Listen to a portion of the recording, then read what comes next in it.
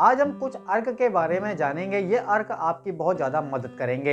ये आपकी किडनी के नेफ्रॉन्स को भी ठीक करेंगे, साथ में आपकी किडनी में चलने वाले इन्फ्लामेशन को भी रोकेंगे, साथ में आपके जितने भी सिम्टम्स हैं जैसे उल्टी होना, कमजोरी होना और गैस बनना, कब्ज बनना, आपके शरीर में एसिड का लेवल बढ़ा रहना, उन सब पे ये काम करेंगे। इन सब अर्क को लेने से पहले आपको कुछ बातों को जान लेना चाहिए। अर्क लेने का सही तरीका यही है कि जैसे कि आप कोई एलोपैथी मेडिसिन लेते हैं, मान लो आप कोई खाली पेट वाली एलोपैथी मेडिसिन लेते हैं, तो आपको उसको ले लेना है और आधे घंटे बाद ही आपको खाली पेट वाला अर्क लेना है और उसके 15 से 20 मिनट बाद आप खाना या अपना नाश्ता कर सकते हैं। अगर आप खाना खाने के बाद वाला अर्क ले रहे हैं या आप कोई एलोपैथी मेडिसिन लेते हैं जो आपको खाना खाने के बाद लेनी है, तो आप खाना खाने के बाद एलोपैथी मेडिसिन पहले ले लें और करीब आधे घंटे का गैप देने के बाद ही आप खाना खाने के बाद वाला अर्क ले सकते हैं। तो ऐसे करके ये अर्क जो हैं आप सही से लेंगे और ये आपके बॉडी पे काम भी करेंगे। बहुत से लोग कंफ्यूज रहते हैं कि अर्क यूनानी होते हैं, अर्क आयुर्वेदिक होते हैं, अर्क ऐसे बनते हैं, अर्क वैसे बनते हैं। तो देखिए, अर्क जो भी होते हैं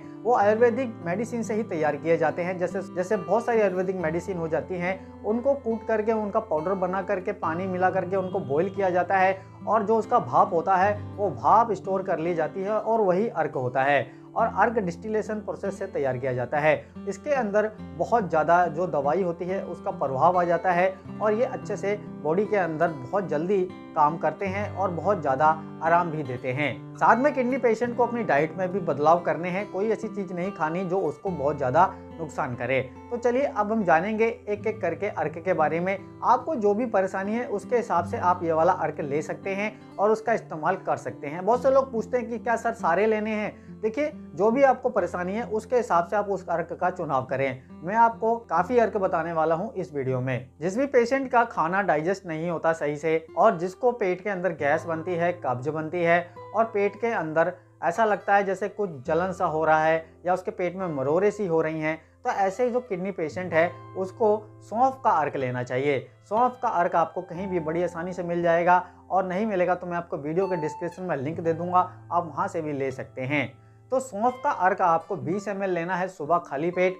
खाली पेट लेने के बाद आपको कुछ खाना है तो आधे घंटे बाद या 1 घंटे बाद ही नाश्ता करना है। शाम को भी आपको खाली पेट ही इसको 20 ml ले लेना है और उसके आधे घंटे बाद या 1 घंटे बाद ही शाम का नाश्ता या खाना आप जो भी खाते हैं वो खाना है। अब हम बात करेंगे पित्त के बारे में। जो पित्त होता है वो होता है एसिड, और एसिड किडनी पेशेंट के शरीर में बहुत ज़्यादा बन रहा होता है क्योंकि उसकी किडनी सही से काम नहीं कर रही। उसके शरीर के अंदर जितने भी हानिकारक तत्व हैं वो बॉडी से बाहर नहीं निकल रहे हैं, जो कि उसके शरीर में जमा हो रहे हैं। ऐसे में एसिड भी उसकी बॉडी में जमा हो रहा होता है क्योंकि उसको यूरिन से ये सब चीज़ें नहीं निकल पा रही होती हैं। तो ऐसे में आपको अजवाइन का अर्क लेना है। अजवाइन का अर्क भी आपको खाली पेट ही लेना है।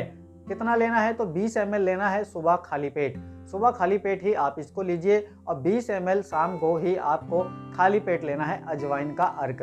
तो अजवाइन का अर्क आपके एसिड पे काम करेगा और आपको इससे बहुत ज़्यादा फायदे होंगे। जिस भी किडनी पेशेंट का यूरिया बढ़ा हुआ रहता है, उसके शरीर के अंदर खुजली, इचिंग ये सब हो रही है, तो उसको ब्रह्मडंडी का अर्क लेना है। देखिए, ब्रह्मडंडी का अर्क जल्दी नहीं मिलता है, यह आपको काफ़ी शॉप पे पता करना पड़ेगा। अगर आपको नहीं मिलता है तो आप मुझको कमेंट कर सकते हैं, मैं आपको बताऊंगा कि आपको कैसे लेना है इसको।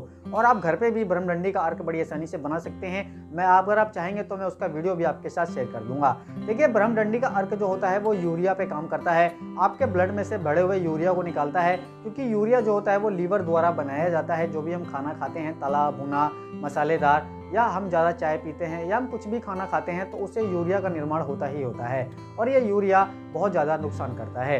तो आप ब्रह्मडंडी का अर्क खाना खाने के बाद लें। कितना लेना है? 20 ml ब्रह्मडंडी का अर्क आपको सुबह खाना खाने के बाद लेना है, दोपहर में भी 20 ml खाना खाने के बाद लेना है और रात को भी आपको खाना खाने के बाद 20 ml लेना है। तो इससे आपका जो यूरिया लेवल है वो धीरे धीरे कम होगा और आपको काफ़ी इफेक्ट देखने को मिलेंगे। अब जिस भी किडनी रोगी का क्रेटनाइन बढ़ा हुआ है तो वो क्या करे? देखिए, क्रेटनाइन जब बढ़ जाता है तो इसमें आपको बहुत सारे अर्क का इस्तेमाल करना पड़ता है, क्योंकि क्रेटनाइन खाली ऐसा नहीं है कि खाने से ही बन रहा है। क्रेटनाइन जो होता है वो आपकी मसल्स भी बनाती हैं, क्रेटनाइन आपका लीवर भी बनाता है, पूरी बॉडी से क्रेटनाइन जनरेट होता है।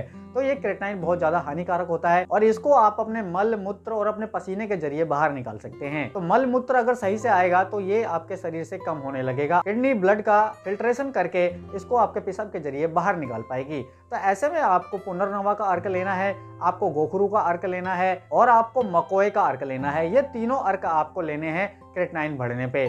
और इसको कैसे लेना है, तो खाना खाने के बाद आपको 20 ml पुनर्नवा का अर्क लेना है, 20 ml आपको गोखरू का अर्क लेना है और 20 ml आपको मकोए का अर्क लेना है। इन तीनों का इस्तेमाल आप एक साथ कर सकते हैं। सेम ऐसे ही दोपहर में भी आपको इन तीनों अर्क का प्रयोग करना है खाना खाने के बाद, और रात में भी आपको पुनर्नवा का 20 ml अर्क, मकोए का 20 ml अर्क और गोखरू का 20 ml अर्क साथ में लेना है। तो इससे आपका क्रिएटिनिन भी कम रहेगा।